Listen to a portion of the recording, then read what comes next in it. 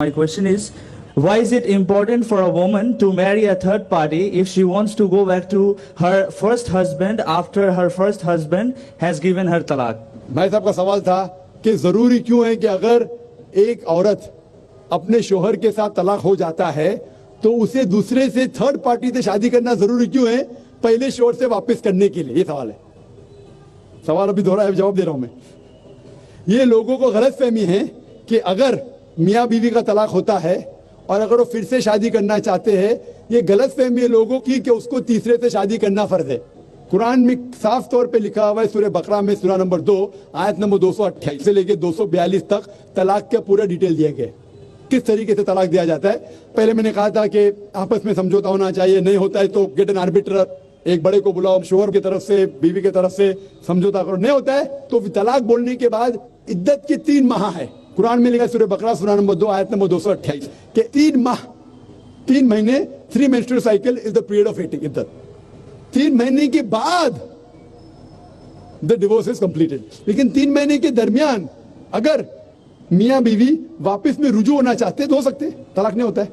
लेकिन अगर 3 महीने तक रुजू नहीं होते और अलग हो जाते और 1 साल बाद उन्हें ख्याल आता है अरे हमने गलत किया, हम फिर से शादी करना चाहते, तो कुरान की आयत है सूरह बकरा सूरा नंबर 2 आयत number 232, do not prevent the women from marrying the former husband. आप औरतों को अपने पुराने शोहर से शादी करने से मत रोकिए। तो वो औरत फिर से अपने पहले शोहर से शादी कर सकती है, लेकिन नया निकाह नया मेहर, new marriage new mehr. No no no, what you are saying is a misconception.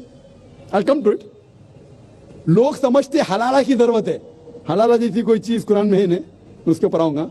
लेकिन फिर से शादी करने के बाद फिर से इन लोग जिंदगी बसर करते, 3-4 साल बाद फिर से कुछ नाइत्तेफाकी होती है, फिर से तलाक। वही तरीके से समझौता करो, बड़े को लेके आओ, तलाक बोलो, 3 माह रुको, फिर जाओ।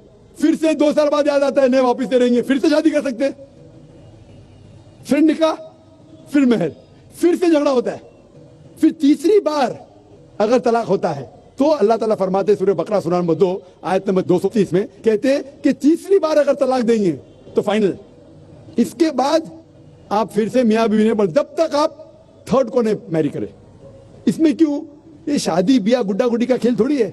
बचपन में गुड्डा गुड्डी का खेल में शादी करो फिर से तलाक दो, एक दिन में 10 बार शादी कर सकते, बराबर ना? ये जिंदगी गुड्डा गुड्डी का खेल थोड़ी है। 3 महीने लगता है तलाक के लिए, इतना टाइम लगता है। प्राइवेट मीटिंग, फिर बड़े लोग से मीटिंग, फिर 3 माह, फिर जुड़ो प्यार से, एक दूसरे पे कीचड़ मत उछालो, फिर शादी करो। मैंने मेरी जिंदगी में किसको भी नहीं देखा जो सही तरीके से तीसरी बार तलाक हुआ मैं देखा नहीं अभी तक के। 1 बार हुआ देखा होगा, 2 बार, तीसरी बार तो देखा ही नहीं मैं।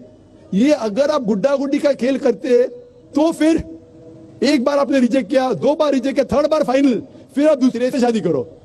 आप प्लान नहीं कर सकते, आप दूसरे से शादी करो और रो। और फिर पता लगा आपको मैं पहले शोहर से नाराज थी, सिर्फ दिन में 6 घंटा देते थे, ये नया शोहर तो 2 घंटा देता है, तो पहला वाला अच्छा। तो दाल आटे का भाव मालूम पड़ेगा। मेरी माँ मुझसे कहती थी मार्केट जाएंगे तो दाल आटे का भाव, दाल और आटे का भाव, आप समझे ना? तो हो सकता है क्या, मालूम पड़ा मैं मेरे शोहर से झगड़ा करती थी, वो बीवी कहेंगी, मालूम पड़ा क्या नया शोहर तो पुराने वाले से बदतर है, आप समझ रहे ना? और फिर अगर नए वाले से डिवोर्स हुआ, सेम तरीका, आपस में समझौता, प्लानिंग नहीं। अगर प्लानिंग करेंगे कि एक रात तुम्हारे साथ सोऊंगा और फिर तलाक देना, ये हराम है, आप समझ रहे ना? ये कुछ लोग करते हैं, मैं जानता हूं मुस्लिम माशरे में, वो हराम करते। प्लानिंग करना, तुम्हारा शोहर बनूंगा, एक रात बाद तलाक दूंगा, फिर तुम शोहर शादी करना, ये हराम है। कुछ लोग करते हैं, गलत करते, कुरान में ऐसा नहीं लिखते। तो अगर तीसरी बार तलाक के बाद या पहली तलाक के बाद भी, पहले बार तलाक दिए, दूसरे से शादी किए, फिर पता लगा सही नहीं, तो वापस जा सकते, आप समझे ना? तो ये जो है जरूरी है थर्ड पार्टी के पास जाना, अगर 3 बार सही तरीके से तलाक हो तो इस्लाम में इतनी छूट है माशाअल्लाह, और इतना सही मजहब है, it's the most practical way of life. Hope that answers the question.